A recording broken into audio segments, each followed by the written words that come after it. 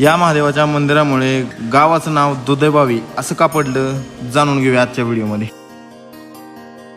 तर जय श्रीराम मित्रांनो, आज आपण निघालेलो दुधेबावीमध्ये। तर जाताना हे आम्हाला काका दिसले ज्यांनी पूर्ण दिवस काय खाल्लं नव्हतं, तर आम्ही त्यांना थोडे खायला घातले आणि निघालो आम्ही मंदिराच्या दिशेने।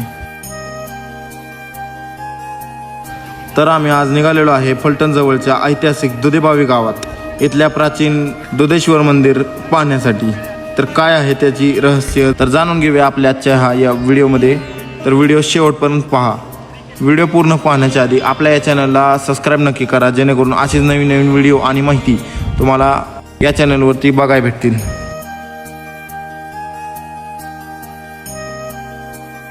हे दुधेबावीतलं मंदिर दिसायला खूप बारकं दिसत असेल, पण याच्या मागचा इतिहास खूप मोठा आहे।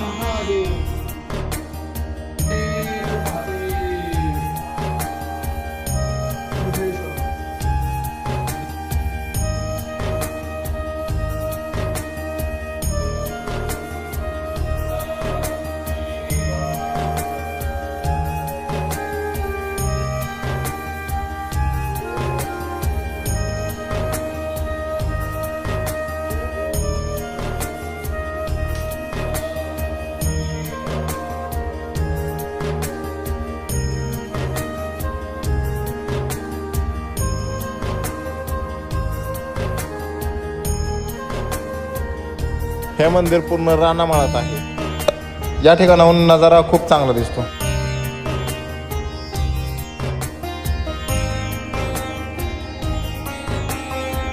मंदिराशेजारी दक्षिणमुखी मारुती रायाची मूर्ती पाहायला भेटते। आपण आपल्या मित्राबरोबर आलतो, तर या मंदिराची माहिती जाणून घेऊया त्याच्याकडूनच। जय श्रीराम। जय श्रीराम, जय महाकाल।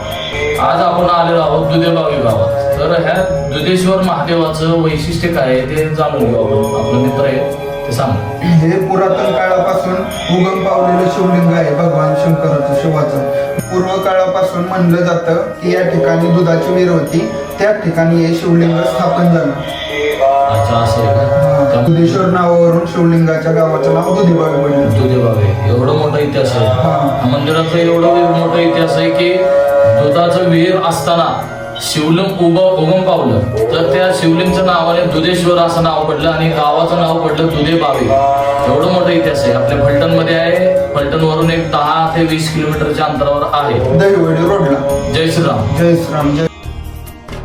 तर या व्हिडिओमध्ये जी माहिती मिळाली ती माहिती तुम्हाला आवडली असेल तर कमेंट करून नक्की सांगा आणि आपल्या या चॅनलला सबस्क्राईब करायला विसरू नका। भेटू आपण अशाच नवीन नवीन व्हिडिओमध्ये। जय श्रीराम।